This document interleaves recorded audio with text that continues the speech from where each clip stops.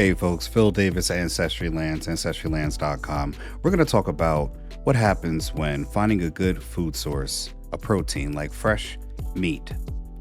It can be a lucky catch in the difference between life and death, especially in our world where we have power outages. We need to talk about the fact that meat can rapidly become a breeding ground for deadly bacteria like E. coli, Listeria, and Salmonella. One wrong mouthful in your survival situation can get a whole lot worse. It's a brutal reality that you have to face head on. It isn't just about surviving, not only in the wilderness, but in life, because when power outages happen, you need to understand what happens with the meat that you have. With power outages lasting a week and economic collapse, or people choosing to live off grid, knowing how to handle meat is a critical skill. It's a fuel that keeps your body going, providing strength and energy needed to overcome any challenge. It's a cornerstone to a survivor's diet, but you only have to keep it from turning against you. That's why I'm here. Today, we're going to dive deep into the ancient and innovative methods of our ancestors to keep their protein safe and edible for months, even years, without a modern fridge in sight. These aren't just theoretical tips. They're battle-tested techniques that have sustained humanity for millennia. I'm going to show you how to master these skills, turning perishable resource such as meat into something that's sustainable. It could save your life. Now let's get started. Living in Pennsylvania, I have become very aware and interested in the Amish culture. There are many things that they've got down pat about self-sufficient living. They perfected the art of not relying on the power grid, and that includes refrigeration. It's something that we all can learn from as we become so reliant on our modern day culture and our utility companies. Something that they do is something called a root cellar or a spring house, which is something I've done many videos on before. It uses the earth's natural insulation to fight back against the heat that spoils food. Now here's the thing. But they don't stop there. They combine this cooling method with another technique that's been passed down through generations. The whole point is to make sure that no matter what the season is, the food can be preserved. The real genius is a combination of methods. A piece of meat might first be salted or brined, drawing out the initial moisture that the bacteria thrive in. This is a really important step as a first line of defense. You're preparing your gear before a major expedition. Think of it that way. You just don't hope for the best, you prepare for the worst. The Amish applied this technique to their food, creating multiple barriers against spoilage. After the initial cure, the meat is often smoked. It isn't just about a flavor profile. The smoke acts as an antimicrobial and antioxidant, adding another formidable layer of protection. It creates a dry, acidic surface where the bacteria simply cannot get a foothold. It's a chemical and physical transformation, turning a vulnerable piece of fresh meat into a preserved asset that can last for weeks and sometimes even months. The preserved meat is then stored in a non-electric fridge or hung in a cool, dark environment of a cellar. This combination of curing, smoking, and a cool storage is what makes their system so incredibly resilient. It's a testament to traditional knowledge, and it's proving that you can learn this skill and do it in your own home, even if you own an apartment. Now let's talk about turning your pantry into a long-term fortress of food security. Canning meat is one of the most reliable methods for creating shelf-stable protein that can last for years. I get it. It's not like something that's already been butchered and cut that you can go ahead and just buy from the store. For the meat, it has a low acidic food, which bring in heavy artillery like a pressure canner. This piece of kit is not negotiable. It reaches temperatures far above boiling, which is the only way to destroy the spores of Clostridium botulism, which is something that actually we in the hospital we have to fight against, and that's in your poop. You can either pack the raw meat into jars, or my preferred method, lightly cook it first so you have the right seasonings. Browning the meat not only preserves the initial flavor and texture, it helps remove some of those initial bacteria and fat when you buy the meat itself. You can cut the meat into manageable cubes and then sear them on a hot pan and pack them into sterilized glass jars. It is a little bit of a process, but once the jars are packed, you might add a little bit of salt and flavor for preservation. On top of the boiling water, broth, or juices from a pan, leave in about 1 inch of headspace at the top, so the space is crucial as the contents of heat expand during the processing. This gap prevents the jars from breaking or failing to seal. Then you wipe them clean. Any grease or food particles can be removed, but you don't want them there. Now, let's get to the main event, folks. Jars can go into the pressure canner with a few inches of water at the bottom. You can lock the lid and bring the temperature and pressure up. And there are specific guidelines on how to do it for your type of meat that you're canning. It's a controlled and high-stake process. You're creating a sterile, vacuum-sealed environment inside that jar, a tiny, sterile world where your meat can be safe from microbial enemies. Microbials are like bacteria. This canning can siphon and damage the seals if they're not depressurized or you try to rush it. Once it's safe, you can remove the jars and let them cool undisturbed for 12 to 24 hours. You'll hear a satisfying ping as the seal and the sound that signals success. A properly sealed can of jar meat is self-contained survival meal. It'll be ready and a very vital protein source whenever you need it. No fridge is required. If you're in a true survival situation, weight can be your enemy. Every ounce you carry has to be earned, and that's where jerky comes in. Dehydrating meat by making jerky removes its water content, the very thing bacteria needs to survive and multiply. What's left is a nutrient-dense protein that can last for months, up to a year if you do it right. The first step, let's talk about it. Selecting your meat. You want a lean cut, something like round steak, flank steak. Fat is the enemy of long-term storage, so when it comes to jerky, it can go rancid over time. You need to really trim any visible piece of fat. For the best texture, partially freeze the meat for an hour or two. Let it firm up, making it easier to slice into uniform strips. The thinner the slice, the faster and more evenly it will dry. Next comes the marinade. Oh, that flavor. We love flavor. Another layer of preservation. A good marinade can contain salt and often some form of acid like vinegar or Worcestershire sauce, both which can help inhibit bacterial growth. You submerge the meat in this mixture, let them soak for at least a few hours overnight in a cool place. This infuses the meat with flavor while beginning your curing process. Now for the drying. In our modern setting, you can use a food dehydrator or an oven at its lowest setting with the door slightly open to allow moisture to escape. In a survival situation, it's a little bit different. You got to use the natural environment. Wind and sun are your friends. You got to build a drying rack and let the meats drape over. You might need to cover it, but you need good circulation.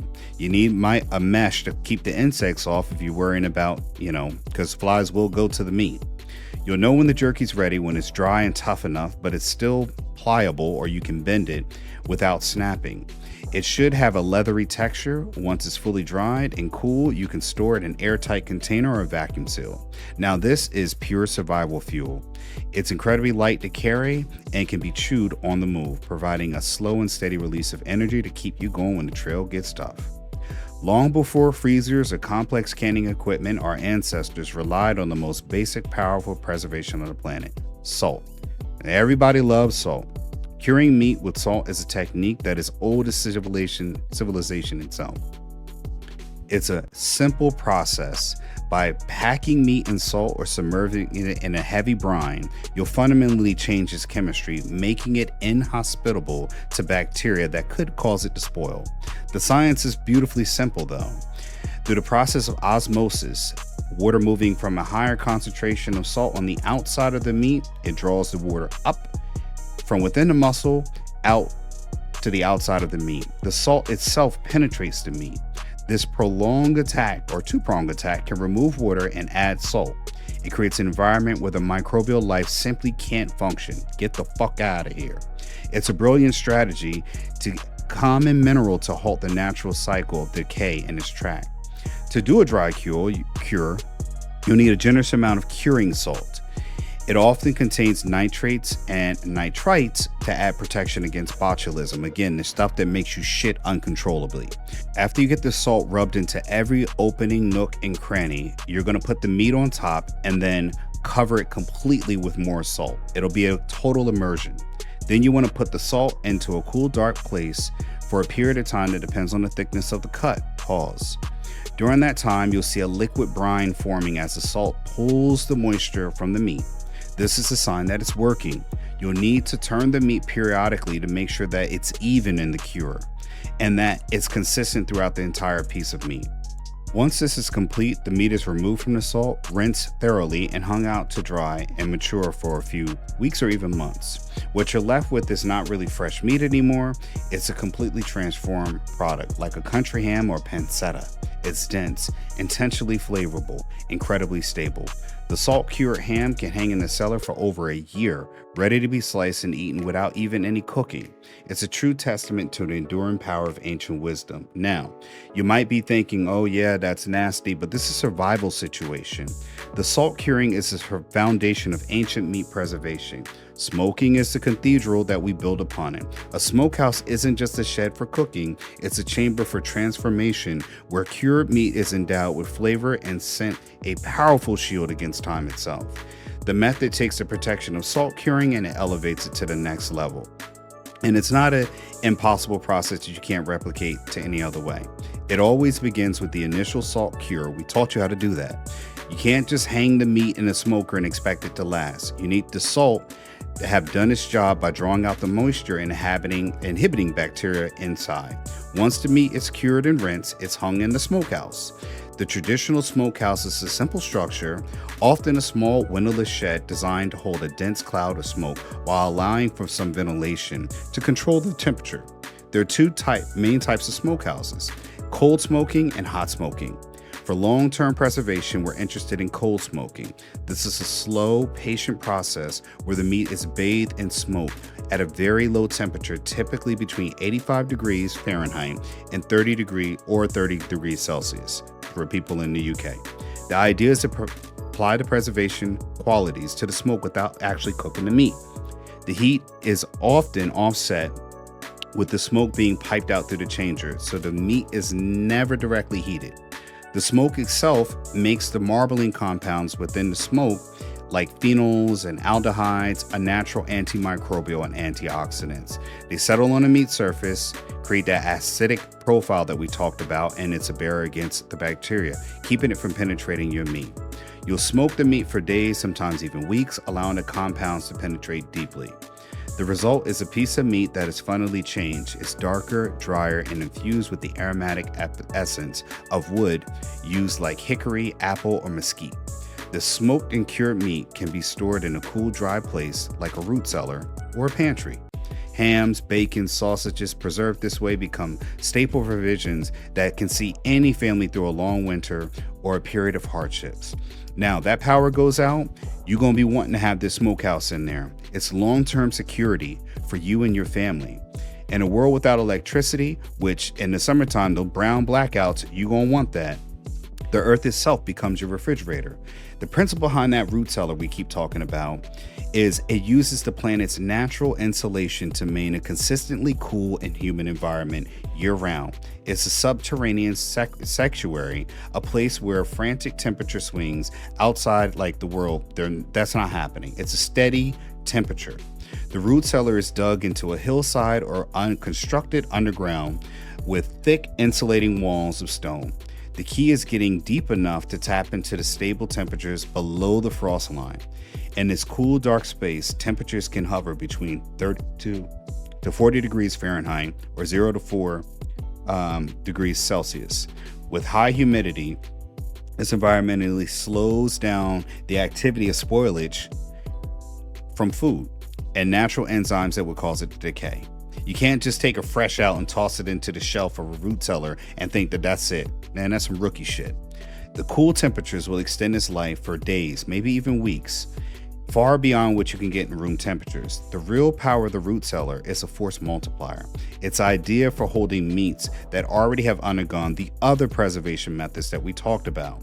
A salted cured ham, smoked sausage, bacon slab will last much longer when hung in a consistent cool root cellar than putting a pantry that fluctuate temperatures. The cellar protects the cured meat from the heat that can cause fats to go rancid. Remember, we talked about that fat shit. It's a perfectly long-term storage locker for your preserved proteins. For fresh meat to from a recent hunt or slaughter or butchering, whichever one you want to do, it buys you precious time.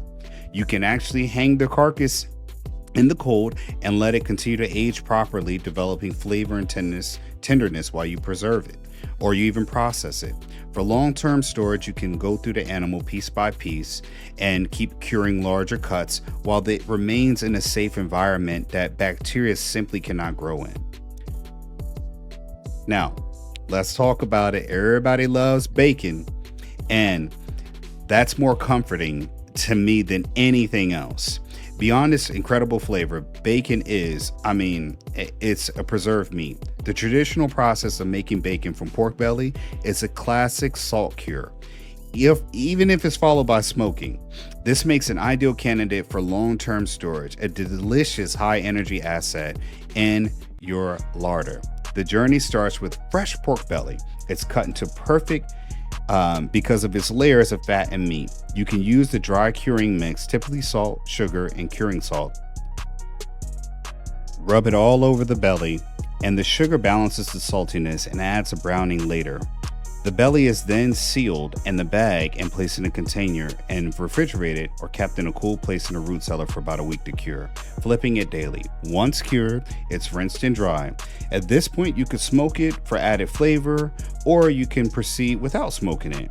Now you got a slab of uncooked bacon. Make sure it's truly shelf-stable, and you have a couple of fantastic options. Well, you can cook it, fry it, until it's crisp. Everybody knows how to cook bacon. You can put it in the jars and pressure it without even adding liquid. It's known as a dry pack. Another brilliant method of doing is bacon bits. You can cook the bacon till it's very crisp, crumble it in small pieces. You can put these crumbles into jars.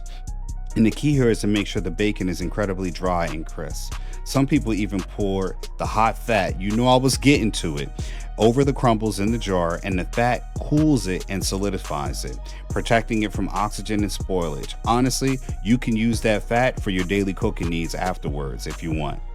But the fat is pure gold. There is no refrigerators required for keeping it in that fat rendering if you're going to do it that way.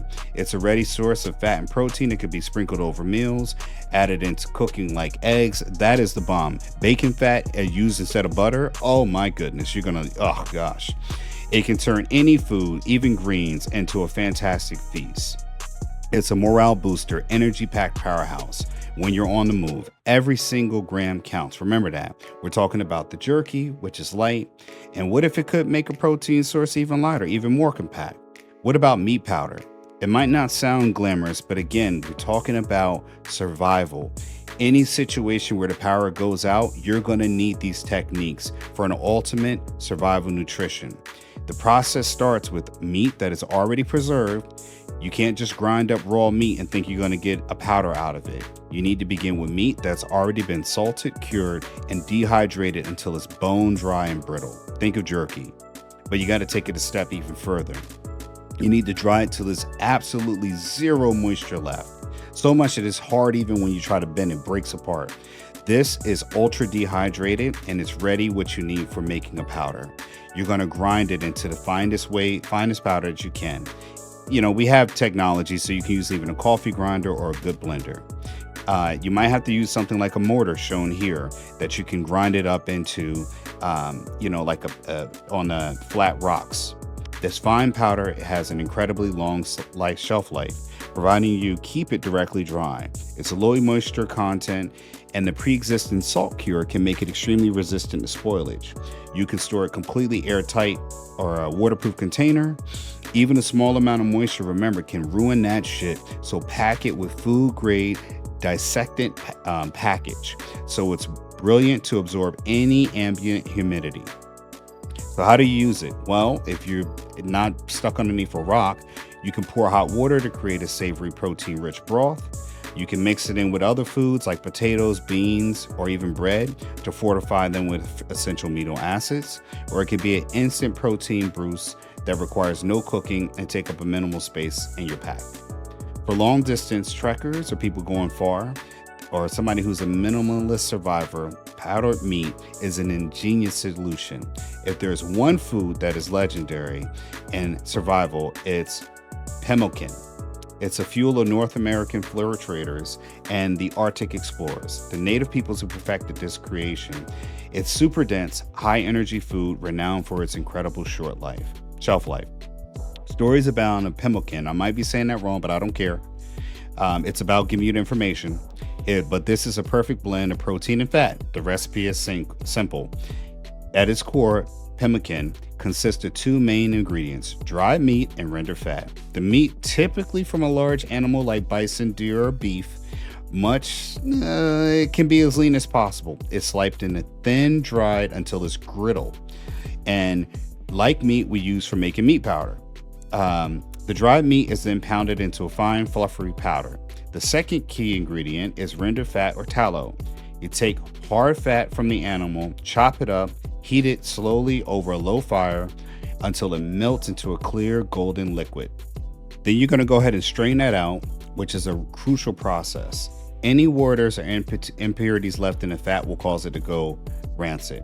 The magic happens when you combine the two afterwards, about a 50-50 ratio. You pour the hot liquid tallow over the powdered meat, mix it thoroughly until every piece of the meat is coated in that fat. Sometimes dry berries like cranberries or any other kind of fruit that you might like give you extra vitamins and a little bit of sweetness. This mix is perfectly packed into tight containers to form a dense cake and left to cool and harden. Once it's solid, the pemmican is a brick of pure energy. The fat coats the dry meat particles, sealing them off from the air, preventing any moisture from getting in, which gives this legendary longevity. A piece of pemmican can pack a huge caloric punch, providing slow-burning energy needed for strenuous physical activity in any climate. It's not just food, it's a time-tested, life-sustaining technology. Now here's a technique straight from the classic European farmhouse kitchen known as confit. The principle is simple and effective. Create an airtight barrier around cooked meat using its own fat.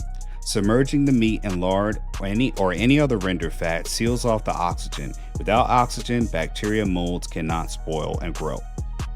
It's a delicious, surprisingly simple way to keep cooked meat edible for months.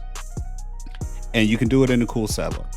This works best when fatty meats like pork, duck, they provide the fat needed for the process. The first step, as with so many of these steps, you're going to get it if you've been paying attention, is the cure. The meat's rubbed with salt and herbs, left to cure. We already went through this. It draws out the water, right, which is the best line of defense from spoilage. The next one is the safety and longevity of our final product. After curing the meat, it's rinsed, then cooked very slowly while submerged in its own fat. This is a low and slow process, cooking it gently until it's super tender. The temperature is kept low, well below frying for all you southern people out there, and meat poaches in the fat rather than sizzles. It's slow cooking makes sure the meat is thoroughly cooked enough and the bacteria is eliminated. Once it's done, it's time for storage. You got to put the meat into a sterile crock or glass jar, then the real magic begins. You take the warm liquid fat it was cooked in, carefully pour this clean liquid fat over the meat in a container until it's completely submerged by at least an inch. The container cools, the lard will solidify into this dense white airtight seal. The cap of the fat is an impenetrable barrier out to the outside world. As long as that remains intact, the container stored in a cool, dark place like a root cellar, the meat underneath will remain perfectly preserved for months. To eat it, you simply break the top part of the seal, dig the meat out, reheat it. You can fry it. I mean, it's already in its own lard. Double the flavor, double the fun. We've explored some of these ancient techniques, but let's not ignore the advantages that modern technology can offer for a prepared survivor. The vacuum sealer, which is a newer piece of equipment, is fantastic to have in your arsenal. It does require a little electricity, but it is a great tool to have for meat storage, especially when you use other methods. Its primary function is to remove the number one enemy of fresh food, oxygen. The principle is straightforward. You put it into a bag, all the meat into the bag. Now you can season this before you put it in. I would prefer to season it before you do that. All right. But remember, the whole point of this is that bacteria loves oxygen. It needs oxygen to breathe. So once you put it into the vacuum container, you remove the oxygen and suffocate them. You slow down the process of decay, which is why it's great. You can take the fresh meat out of your freezer or your root cellar, and now it's ready to cook. And again, I would pre-season this before you even start. So let's talk about it. You start out with clean, fresh meat. Now listen, don't get it twisted. The one thing the vacuum cleaner doesn't do, it doesn't help you with bacteria that's already present. What it does do is stops it from growing. The vacuum sealed fresh meat will still spoil at room temperature, it'll just take longer. The real power is extending the freezer life, in our current case, or a root cellar or an ice box. The ice box or the root cellar, it does a lot to keep it preserved for even much longer. That jerky or the pemmican, storing the vacuum sealed bag provides a good protection against moisture in the air, but then you can already do more by putting it into a freezer. The final step of methods that we discuss, some were preparing for a potential long-term power outage. Yes, we should be prepared for that. The vacuum sealer is a key piece of equipment before the power goes down. You can process and seal up large quantities of food, creating a stockpile ready to store packets within paired cool temperatures of a root cellar or a non-electric fridge. The vacuum sealing becomes more of a powerful modern enhancement to the timeless art of fruit preservation. So why sell yourself short? All right, let's close it out. We covered a lot of ground today, from ancient wisdom to talking about the Amish, salt curing smokehouses, and vacuum sealers. Now, whenever you're dealing with preserved food, you need to make sure that you always check the look and smell before you eat it. If it tastes even a slight bit off, or you have strong odors or strange colors, slime or mold, man, don't take the risk, throw that shit out. Every step of your process to the final packaging matters. Be meticulous, label your food, where you store it. Remember, the date you put up there, you want to eat the older dates first.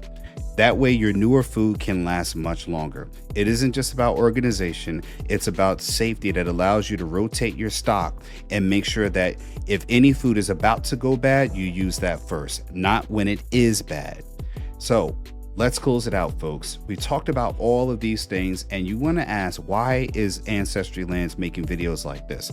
Well, owning land and knowing what to do on it, or how you can use it to grow food, use food, or sell food, or make a business out of this is super important. Something like being able to sell cured meats, well, you can do that when you own land. Something like canning, being able to sell that into community, you can do that while you own land. There's many things that land can help you do, but you need knowledge on what to do when you own that land, and Ancestry Lands is here to help. Thanks for watching. That's it, folks. You can go to Ancestry Lands to start owning property today, with payments starting at $250 a month, no credit checks, and owning land has never been easier. It's time to build your land portfolio one property at a time.